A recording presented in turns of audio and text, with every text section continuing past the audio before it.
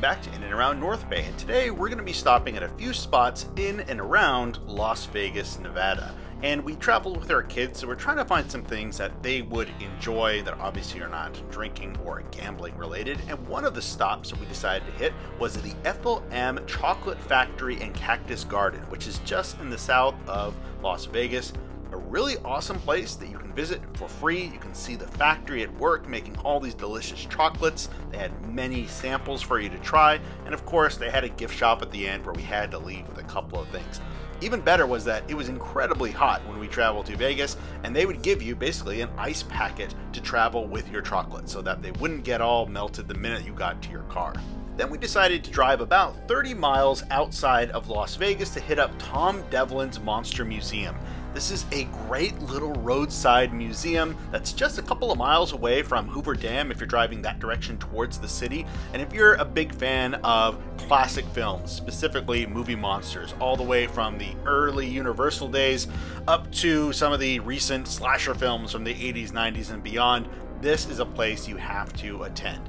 They have all of these relics that were created by Tom Devlin, who was a special effects and makeup artist, and really it's honoring a lot of these skills that are slowly being lost in the film industry now that everything is done on computers.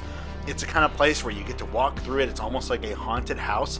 And even though a lot of these things are pretty scary, there's no jump scares or anything like that. So even my kids who don't know a lot of these movies were able to enjoy it, and it wasn't too scary for them. Let's just take a look at some of these incredible relics that he's recreated to really celebrate this awesome style of filmmaking.